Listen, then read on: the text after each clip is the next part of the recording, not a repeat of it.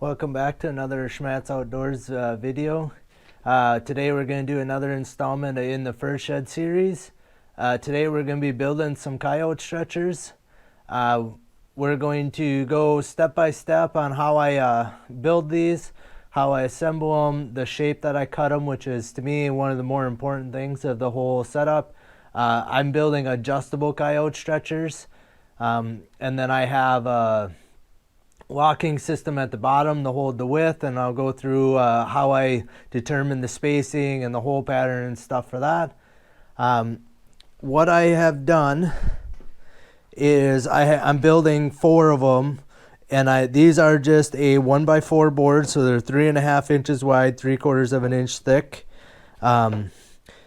Basically what we did is I have 4 sets, so 1, 2, 3, and then this set here is the 4th one. This here is a 1/4 inch sheet of plywood. What I did is I had tore apart one of my existing ones, and I traced it onto this 1/4 inch plywood, and then I cut out the shape of it. So I have a template. So we use this template to trace all these on there. I'm going to give you what the actual measurements are. I'll kind of show you. So most stretchers are basically, they would run straight out to here. They don't have this little bump in. So basically, like, the head on the Coyote will be about to here, and then like the shoulders are in this area. And it seemed like a normal stretcher overstretches the neck, so it makes your neck look really thin. And once in a while, like, you get docked for how thin the fur looks on the neck of your Coyotes. So by doing this kind of narrowed down and then expanding out at the shoulders, it kind of reduces the amount of stretch or the overstretch of the neck area. I got this original shape from a video from another gentleman on YouTube called Brian5911, I believe is his channel. I'll pop up on the screen here what his actual channel is, or the name of his channel. But I got the dimensions from him on, basically, he gives every inch down, he gives the width measurements, and I have them written down on a sheet of paper here. And I'm not sure how well you're going to see it. I'll try to take a better picture of this. Try to get so you can see. So an inch down is 3/4 inch wide, 2 inches, 1.25 inches, and so on. Like I said, I'll write this up on a little better sheet of paper, and I'll take a picture and I'll insert it in there. And then I also have, here's the Fox dimensions. So again, an inch down, it's 3/4 inch wide, 1 inch wide, so on and so forth. Like I said, I'll take a better picture of that and pop it in the video here. Probably in the middle here I'll put it, and then I'll put it at the end of the video, and I'll let it sit there for a bit so you guys can write it down or pause the video and get all the dimensions. The only thing I did a little bit different from him is the shape of the nose. His pattern kind of runs you more straight down, and then about here it turns. I used a pop can, and basically centered a pop can around the edge of my board, and that gets me, that nice, a little bit more rounded nose on my Coyotes. His kind of gives me, when I followed his, it kind of made more of a point, and then I just kind of rounded the ends off. It just seemed like the nose was real narrow on them. Coyotes, you don't ever really have trouble with, they only have 2 lengths for sizes, and like a normal Coyote is always going to be a 2XL Coyote on there. So it's not like you're trying to gain a little extra length by narrowing the nose or narrowing the neck. I'm not really worried about that. I just don't want to overstretch that area. So yeah, what we just did, if I was going to do this using the numbers, is I would basically mark down my board every inch, draw a line across, and then you can measure over and put your little ticks, and then basically just kind of use the board and just connect the dots from one mark to the next all the way down. Once you get down, I believe it's at, just gonna look here. Once you get past 20 inches, it's the full width of the board. So from here all the way to the end, they'll stay 3.5 inches wide, and then from here up it'll narrow down. And it's pretty shallow at the bottom down here, so you're not gaining a lot in width, but you do gain some. So what I'm going to do with these boards, oh, one thing that we did too, so I'm going to quick show you this. So each one, we had 8 boards, so I'm making 4 stretchers, 4 more stretchers. What we did is we kind of paired up the boards that seemed to fit the best, that had, you know, the least amount of gap between them, and then we numbered them. So these are number 1, you got set number 2, number 3, and number 4. So when I'm putting them together, also this tells me what side I want this side to always be the same side of the stretcher. So we put the numbers on the side that we wanted to be, you know, the same way every time. That way, once we get cutting them, we're going to cut this pattern out. I'm going to try and I have this little bandsaw here. I don't know how well it's really going to work to cut that off, but we're going to give that a shot. Otherwise, I have my little jigsaw right here. So just a standard jigsaw, and I will we'll jigsaw this off. We'll do one board at a time. Obviously, I just got them weighed here so you guys can see the pattern. But we'll do one board, cut it off, and then I'm going to take the belt sander, and we're going to go and just kind of smooth off all the saw cuts, you know, the jagged saw cut. I don't want to round this at all. I don't want to round, you know, when I cut, I want to make sure that stays nice and sharp, because that's my hinge point on my stretcher. That, you know, so basically once you slide your fur on, you know, we'll just slide this end open, but it hinges around that point where they're touching. So I want to keep that sharp, that corner really sharp. So I don't want to sand that corner there at all. So like I said, what we're going to do, we're going to cut these off. Whether we do it with the jigsaw or with the bandsaw, I'm not going to video that, but I'm just explaining what I'm doing. And then we'll take the sander and we'll sand that all smooth. I'll do that with all 8 of these. And then again, when we're done with that, I'm going to take the router, and I got just a 1/4-inch round bit, a radius bit in there. So we're going to go around only the outside. So we're going to radius the outside starting at the nose. We're going to radius all the way down the whole side, both the top and bottom side. So both of these edges, and then the outside of that one. We'll router all that off. But I'm going to cut these all out now. We'll cut them all out, and then I'll turn you guys back on. I'll kind of show you how they look when I get all that done. Trying to think if there's anything else, but I think that's it for right now. So we'll do all that, and then we'll turn you guys back on and show you how everything looks. All right, guys, so we're still working on these stretchers. We've made quite a bit of progress here. We're going to kind of show you what I did. I did one more step than what I told you I was going to, and I'll show you kind of how I figured out what I did there. So I have all 4 sets. I got all the profiles all cut on each board. This one here is a set. It's set number 2. Like I said, I have them labeled so I can keep them together. You can see kind of what that ends up being when you get the pair together. You know, you end up, you know, not stretching the neck quite so far, and then once you get to the shoulders, you're basically full width. And then I took the 1/4-inch router bit, and we routered the whole edges all the way around.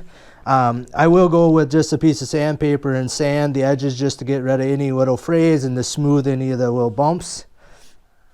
The one step we did farther is, I'm going to show you in a second here where we figured out where all these holes are, but this is going to be my bar on the end of my stretcher, and then these holes here are the adjustable holes. So when I open it, I just stick a nail through that hole. What we did is this one here will be fixed inside of here. It'll be basically, this block won't be in there, and then it'll be screwed to this one fixed.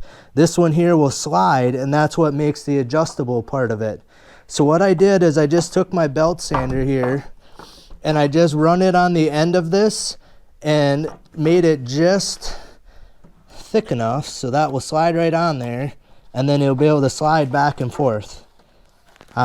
Once I get this screwed together, it'll obviously slide a little smoother, but So I just did that on 1/2 of each set, because I need this to be the full thickness, because that sets the gap in here, how wide this gap is. So you don't want to sand both sides, you just want to sand one of the two, the one that is going to be the adjustable half that's going to move.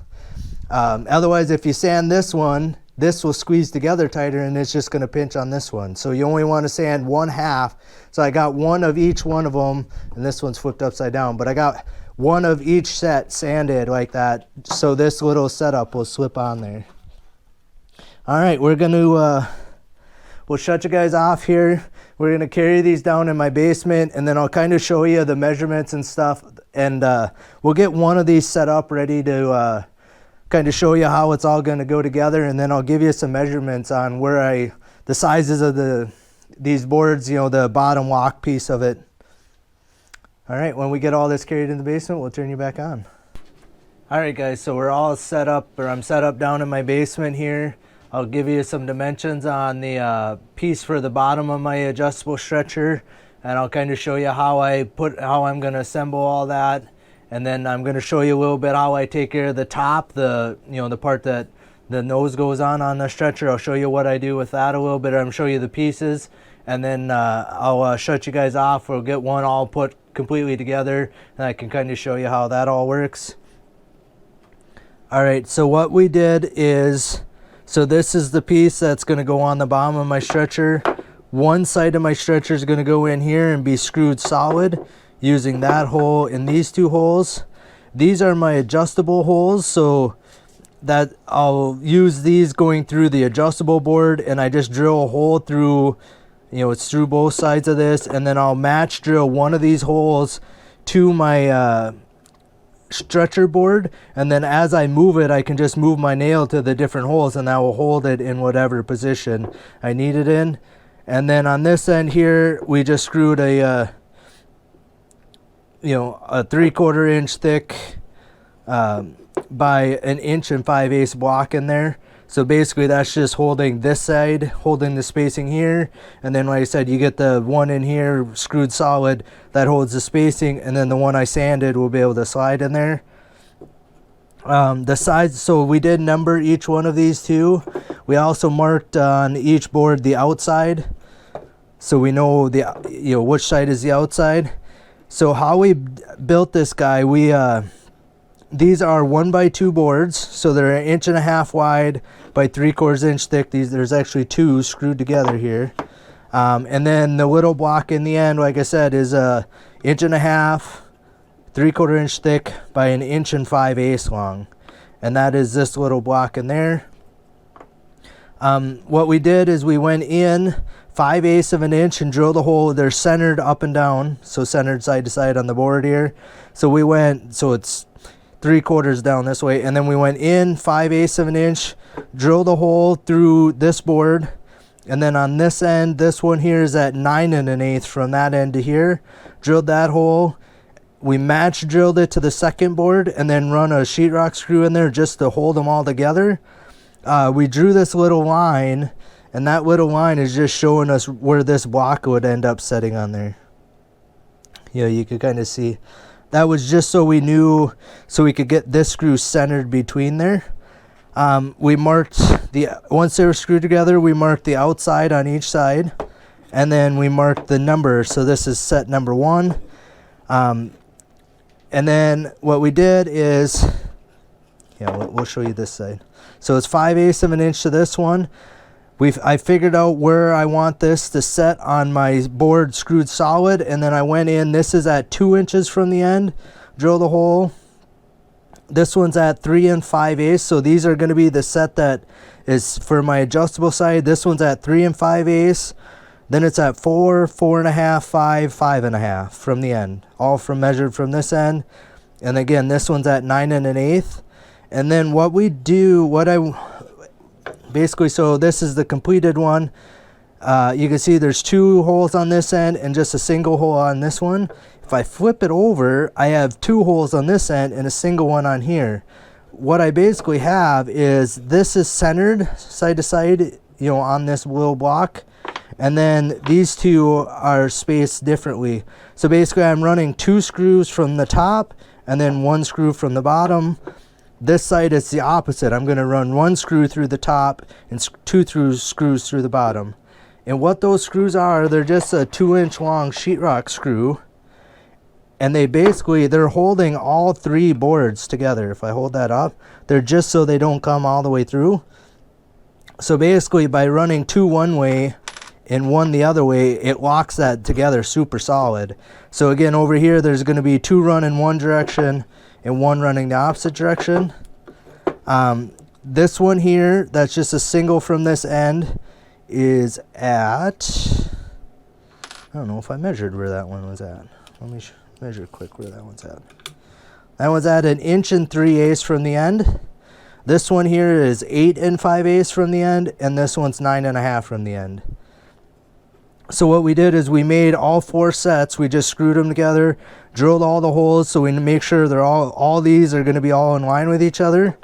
These we drilled these separately, individually, and then when we screwed them together, we drilled these because these need to line up. So when I am using my stretcher, I just run a nail through there, and they need to be lined up so I can run my nail all the way through.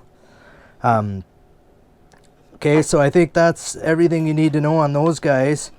For the top, for the tip up here of my stretcher, I need something that's flexible to let that move. So what I come up with is just a leather glove. This is an old used leather glove. The glove isn't very good for anything. What I did is I just cut the back of the glove out. The strip is roughly 3 inches long. It's not exactly measured, I don't really care, by about 1/2 inch.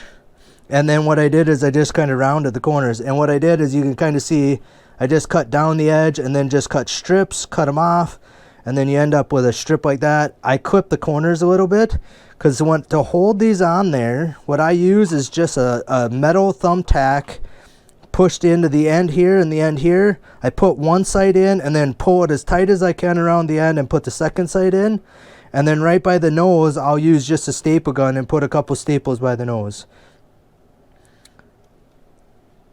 All right, I think that's all you need to know for right now. We're actually gonna get one of these completely put together, and then we'll kind of show you how all this stuff goes together a little bit. All right, guys, so I got one completed here. We're gonna kind of go through and show you the last of the steps that I had to go through to get the thing put together, and then the final measurements of where to locate everything. We'll start up here on the end. So a quick show you this. This is, if you go off of Ryan 5911's measurements that he gives on his channel, you end up with kind of a pointed nose. I like a little bit rounder of a nose, so I changed my dimensions at the top just a little bit, but like from here to here, the dimensions are all the same. I mean, mine isn't quite lined up with his, or with this one. To finish the top, I just took that leather strap and I put in a thumbtack. I got some metal thumbtacks. I don't really even know where I got them, but that's what they are. So it's just a metal thumbtack with a thing in there, with a metal pin. So what I did is I stuck this one in. I kind of lined it up centered to kind of just make sure it ended up centered, and then I just pulled one side over and I just take a hammer and pound that in. I try to get it centered kind of up and down on there, and I don't put it quite to the very end of my leather so it doesn't tear the end out. And then I stretch it around the best I can and pull this one as tight as I can get it, and then pound that one in. And then I take a staple gun and put 2 staples here, and you don't want them too close to the edge of your leather, it'll rip out. And then I put 2 staples here. So I got 2, they're not right on the seam, they're back maybe a 1/2 inch from each side. So that holds my leather nice and tight, and it lets this flex a little bit. It lets it open up, but it also lets the 2 boards shift up and down just a little. And then on this end, so we took my block like this, we screwed one of these in between there. See, you had seen how we did that. What we ended up figuring out is, what I did is we left it about 1/4 inch up, and then from this face to here is 2.5 inches. And what that did is on the other side of this guy, that put this screw was 2 inches from the end. It puts it a 1/2 inch in from the edge of this board to here. So we're 2.5 in, about 1/4 inch up. And then what I did is I transferred a line through this hole around the side, and then I did the same thing on this far hole around through the side. And then I wanted about 1/4 inch gap is how I designed this. Let's see, get my line. So I end up with about 1/4 inch gap. What that does is it just, if my boards warp a little over time, they end up, they won't hit each other, because if they start hitting their other like here, it will tear your leather when you try to push it back together. So what I did is we lined this up, we got this set at about 1/4 inch, and then we drilled through here. I used an 1/8 inch drill bit to go through there. I drilled an 1/8 inch hole through there, and then I transferred this mark onto this board, and then I marked right along the edge of that board, and then I actually transferred this one up just a little. And what that does is anytime I move this to the next hole, including this end one, I just line up my little line there, line up this one with the center of the hole, that other one with the edge of my board, and then my nail should go right in there. And it goes right in. We went and we actually kind of drilled through each hole just to make sure it kind of cleaned each hole out. We moved this so it lines up with that hole. Got it lined up with the edge of the board here. And then we actually went and we marked the opposite side of our board as well. So no matter which way this is setting, if it's flipped over this way, we have our mark on this side of the board too. So I don't necessarily need the marks this way. I just use it as kind of a rough gauge to know where my hole is in this board. So I'm not trying to get my nail to go through like here, trying to put my nail in there, but my hole is way over here. I put this mark so I know where my hole is on this board side to side, and then this little line helps me gauge, because like I said, the leather at the top up there will let this flex up and down a little. So by having this little mark on there, it lets me know that I have this board set at the right distance up and down. And then what we did is we match drilled this hole through both of them, put a 2 inch screw in there. And then on the opposite side, we got 2 holes, so we did the same thing, match drilled those through all the boards, and then put 2 inch sheetrock screws in there. So that locks this down. This is, locked down the same way with 3 screws in there, so this block ain't gonna come out of there. And then anytime I move these guys around, or anytime I'm not using them, I make sure I leave my nail, oops, drop my nail on the floor. Grab another one here. I make sure my nail is in there, so that way it doesn't pull on my leather on the top. So then I typically like to leave my nail stick out just a little, that way I can grab it and pull it back out. But when the fur is on there, I put it in there all the time. And then when it's, when it's not being used and just stored, I try to leave my nail in there. I originally, on my stretchers like this style here, my older one, what I originally had designed is that my nail would go behind my board like that, and then it just, push back and hit it. But anytime you pick it up, this board wants to move around, and it ends up tearing my leather at the top up there. And I didn't like that. So then I redesigned it so I have, that now I go through both boards. So that nail is long enough, it's going through this, and into the bottom board here. All right, I think that's pretty much everything. This stretcher is done. If you would like, you could actually mark the fur links on there. Like this one here does have it. It has, where the lines are, the medium, small, the extra large, and the 2X. Almost all my Coyotes are 2X or longer. I think I've only ever had like 2 that have been that size. You can't really stretch the Coyotes anyway, and you don't want to. So I'm not going to mark on these new ones. I'm not even going to mark the sizes on there because I don't really pay attention to that. I basically just pull the fur until it's tight on there and pin them on. I don't want to be like really reefing on it. And like I said, I end up past the 2XL line for almost all my Coyotes anyway. Yeah, I think that's everything. I just want to thank you guys for watching Schmattz Outdoors. If you have any questions on how I built these, leave your comments down below and I'll try to answer them for you guys. Otherwise, we'll see you guys on the next Schmattz Outdoors video.